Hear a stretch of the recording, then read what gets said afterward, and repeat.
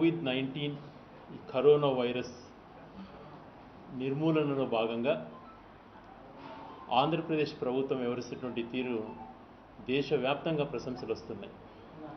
ప్రతి విషయంలో కూడా క్షుణ్ణంగా రివ్యూ చేయడంతో పాటు ఏ రకంగా ఎదుర్కోవాలి, ఏ రకంగా ప్రజలకు బాసటగా ఉండాలి, ఏ రకంగా అధికార యంత్రాంగాన్ని కదిలించాలన్నటువంటి దాంట్లో మా ముఖ్యమంత్రి వారు జగన్మోహన్ రెడ్డి గారు వ్యవహరిస్తున్నటువంటి తీరును దేశవ్యాప్తంగా కూడా ప్రశంసిస్తున్నారు. తను తీసుకున్నటువంటి ప్రతి అడుగు కూడా నివారణలో భాగంగా తను చేపడుతున్న చర్యలను కొంతమందికి మార్గదర్శకంగా కూడా అవుతున్నాయి. జిల్లాలలో ప్రతి జిల్లాలలో అధికార యంత్రాంగం దగ్గరగా వెళ్తూ ముఖ్యమంత్రి గారి ఆదేశాలను పాటిస్తూ ఎక్కడికక్కడ టెస్ట్ తీసుకోవడం అయితేనేమి, శాంపుల్స్ విషయంలో అయితేనేమి, క్వారంటైన్ హాస్పిటల్స్లో ఫెసిలిటీస్ అయితేనేమి, లాక్డౌన్ విషయంలో పేదవారికి ఆదుకునేటువంటి విషయంలో కానీ నిజంగా ఒక రోల్ మోడల్గా నిలబడింది ఈరోజు ఆంధ్రప్రదేశ్. అంత చక్కగా తన పరిపాలన చేస్తుంటే ఈ మహమ్మారి విషయంలో ప్రపంచాలు ఎంతో అడ్వాన్స్ ఉన్నటువంటి దేశాలు కూడా గడగడలాడిపోయి చేతులెత్తేసినటువంటి పరిస్థితి. అటువంటి విపత్కర పరిస్థితులలో కూడా ఏ మాత్రం కూడా తను ఒక్క నిమిషం కూడా పట్టు వదలకుండా రాత్రింబగళ్ళు ప్రతిరోజు క్రమం తప్పకుండా రివ్యూస్ చేస్తూ ఎటువంటి దాంట్లపైన చర్యలు చేపట్టాలా, ఏ రకంగా దీన్ని ఎదుర్కోవాలా, ఒక పక్కన ఆర్థికంగా పూర్తిగా నష్టపోయినా కూడా, ఆర్థికంగా ఎంతో నష్టంగా ఉన్నా కూడా అవన్నీ కూడా ఆలోచన చేయకుండా ముందు మనము ప్రజలకు అండగా ఉండాలి అన్న దాంట్లో చాలా చక్కగా వ్యవహరిస్తున్నటువంటి మనం అందరం చూస్తున్నాం. మరి ఇంత బాగా వ్యవహరిస్తున్నా, ఇంత చక్కగా తన పరిపాలన చేస్తున్నా కూడా బురద జల్లే కార్యక్రమాలు మనం చూస్తూ ఉన్నాం.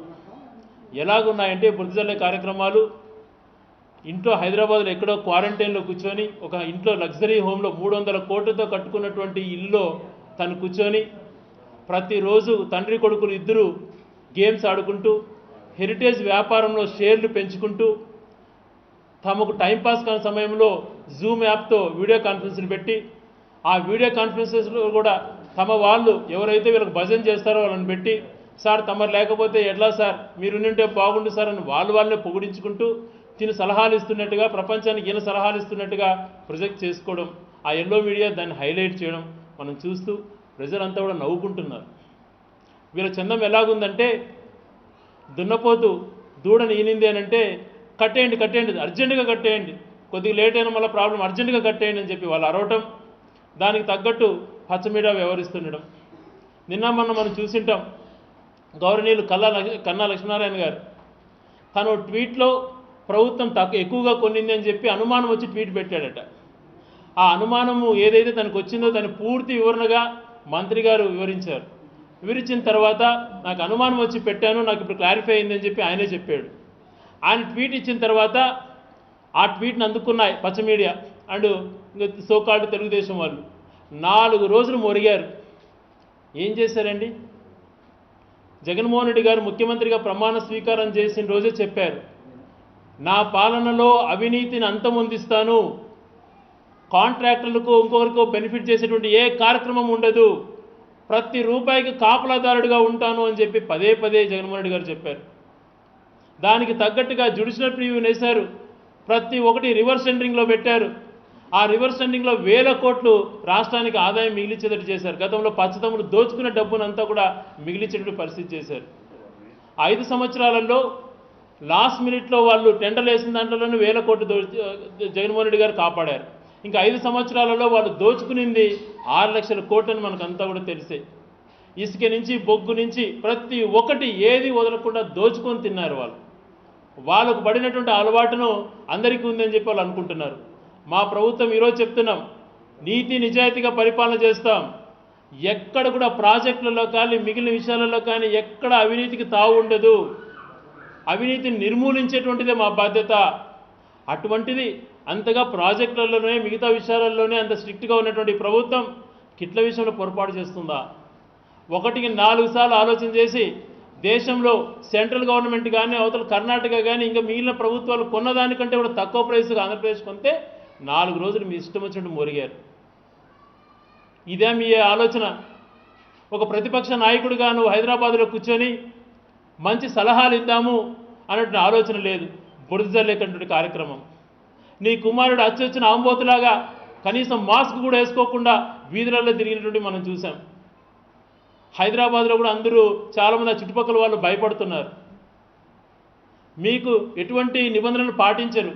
ఇంట్లో కూర్చొని హైదరాబాద్లో పక్క రాష్ట్రంలో కూర్చొని ఇక్కడ అనునిత్యం ప్రజల కోసం ఆలోచన చేసేటువంటి ప్రభుత్వంపై నిందలు జల్లుతారు, పర్సనల్ అటాక్స్ చేస్తారు. యనమల రామకృష్ణ గారు రోజుకొకసారి రాష్ట్రాన్ని అస్తవ్యస్తం చేసి 3 లక్షల కోట్ల పైగా అప్పులు చేసి రాష్ట్రాన్ని ఆర్థిక రంగంలో ఇష్టం వచ్చినట్టు దాన్ని దుర్వినియోగం చేసి ఆయన మాట్లాడుతుంటాడు. ఆయన చిన్న పిప్పి పన్ను పీకించుకోవడానికి సింగపూర్కి పోయి 3 లక్షలు ఆంధ్రప్రదేశ్ ప్రభుత్వ సొమ్మును దోచుకున్నటువంటి ఆయన ఈరోజు నీతులు మాట్లాడడానికి వస్తుంటాడు. కన్నా లక్ష్మీనారాయణ గారు చెప్తారు, తెలుగుదేశం వల్ల మరుగుతారు. ఆయన మళ్ళీ ఆయనే చెప్పాడు, నాకు ఆ డౌట్ క్లియర్ అయింది అని చెప్పి. మరి ఎంత పారదర్శకంగా కొన్నాము అటువంటిది నిరూపణ అయిన తర్వాత ఎందుకు పచ్చ మీడియా దాని గురించి మాట్లాడట్లేదు?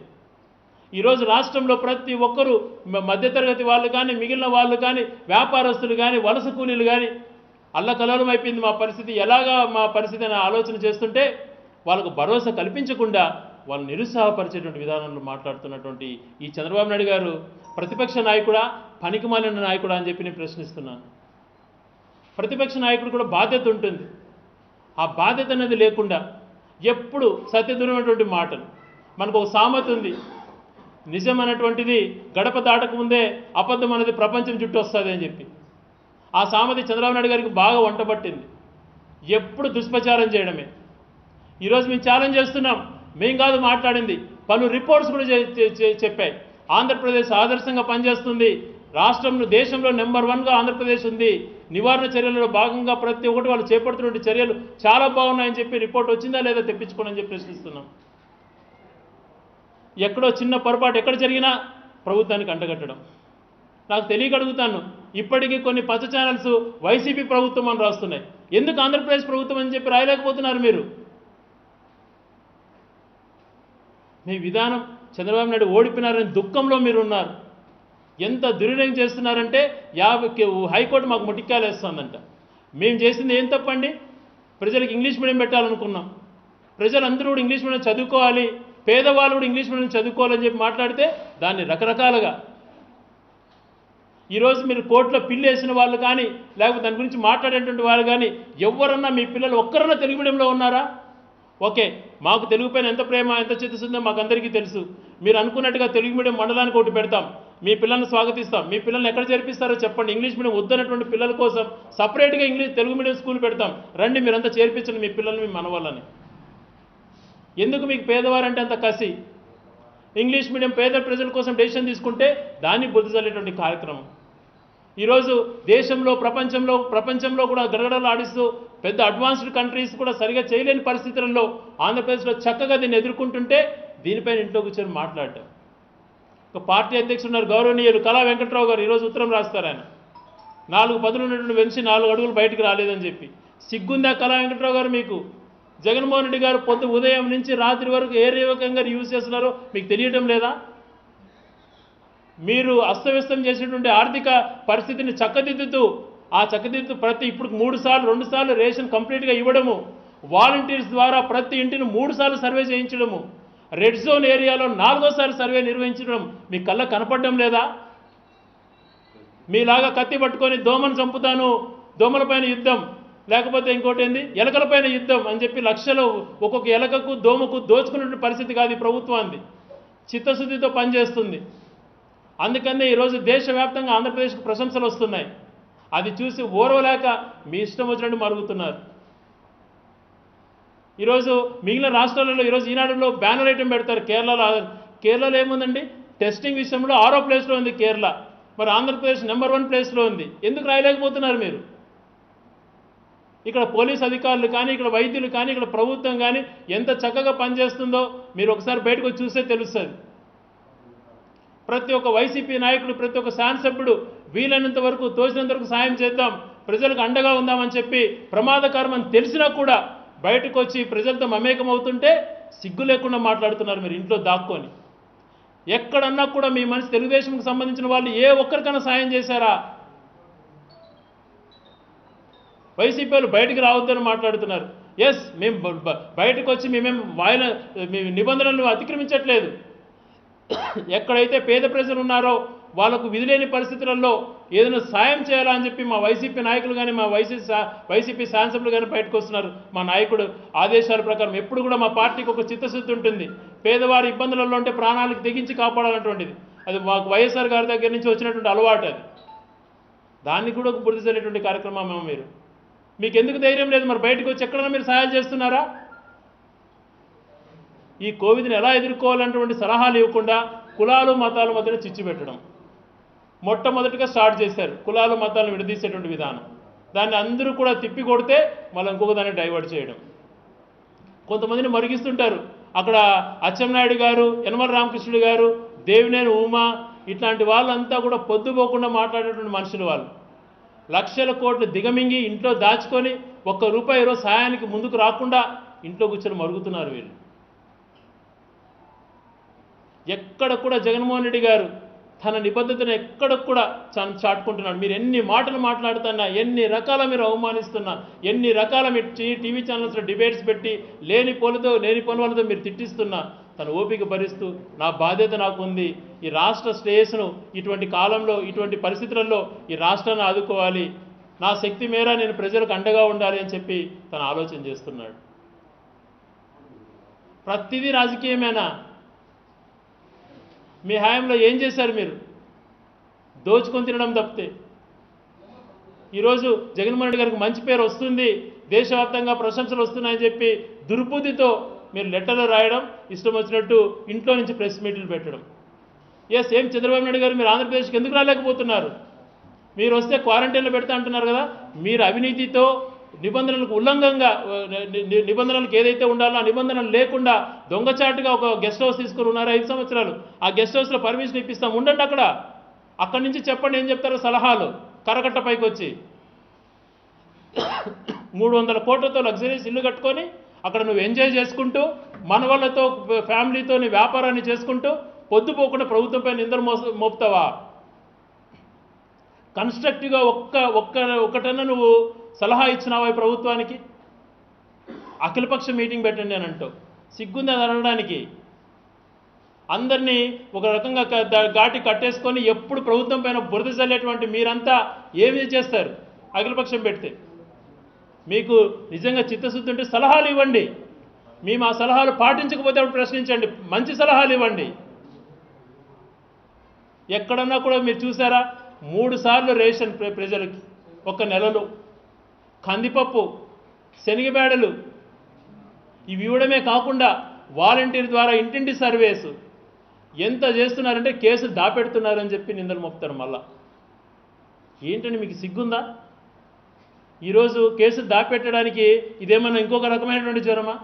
4 రోజులు దాపెడతారు, 5 రోజులు దాపెడతారు, వారం రోజుల తర్వాత ఆటోమేటిక్గా బయటికి రాదా? కేసులు దాపెట్టాల్సిన పరిస్థితి ఎందుకు వస్తుంది ప్రభుత్వానికి? ఒక రకంగా ఆర్థిక కుదేలైపోయింది. అయినా కూడా ఎక్కడైనా కాంప్రమైజ్ అవుతున్నారా? పేద ప్రజలకు ₹1000 అందించే విషయంలో ఎంతమందిని అడిగితే అంతమందికి మాకు వచ్చింది 100% మీలాగా దొంగగా ఆ డబ్బును కూడా దోచేసిన పరిస్థితి మీ ప్రభుత్వంలో అయితే. ప్రజలకు అందించే విషయంలో ఏ ఒక్క పొరపాటు జరగకుండా వాలంటరీ వ్యవస్థ ఎంత చక్కగా పనిచేస్తుందో మనకు అందరికీ కూడా తెలిసిన విషయమే. నిన్న గుంటూరుకు చెందినటువంటి సక్రుబాయ్ ఒక ఎస్టీ అమ్మాయి అనుకుంటాను, వికలాంగురాలు అయినటువంటి 3 చక్రాల వాహనంలో నిత్యావసర సరుకులు డిస్ట్రిబ్యూట్ చేస్తుంది. దాన్ని నేషనల్ మీడియాతో సహా దేశవ్యాప్తంగా ప్రశంసలు వచ్చాయి, కేంద్ర ప్రభుత్వం నుంచి కూడా ప్రశంసలు వచ్చాయి. మీకు కనపడవు అవి, మీకు అవి కనపడవు, మీకు అటువంటి వినపడవు. మీ బతుకంతా ఎప్పుడు బురద చల్లేటువంటి కార్యక్రమమే. రాష్ట్ర వ్యాప్తంగా ఎక్కడైనా తెలుగుదేశం నాయకులు వచ్చి ప్రజలకు మంచి చేసేటువంటి పని ఒక్కటన్నా చేస్తున్నారా? చేసేటువంటి వాళ్ళపైన బురద చల్లేటువంటి కార్యక్రమం. విపత్కర పరిస్థితులలో కొన్ని విషయాలలో ప్రజలకు అండగాల్సిన పరిస్థితులలో మేము కొన్ని విషయాలలో సేవాగుణంతో కొంతమంది పోతున్నారు. ఆ దాన్ని కూడా నిబంధనలు అతిక్రమించకుండా కొంతమందితోనే చేస్తున్నారు, దూరంగా సోషల్ డిస్టెన్స్ పాటిస్తూ. దాన్ని రాజకీయం చేసి మాట్లాడడం. ఒక మైనార్టీ శాసనసభ్యుడు కర్నూలు హఫీజ్ ఖాన్ గురించి ఎంత నీచంగా ప్రవర్తించారో ఒక్కసారి మీ మనసాక్షిని ప్రశ్నించుకోండి. తాను ఏ తప్పైనా ఒక్క తప్పు నిరూపణ అయితే నన్ను నడి రోడ్లపైన ఉరి తీయండి అని చెప్పి మాట్లాడాడు ఆయన.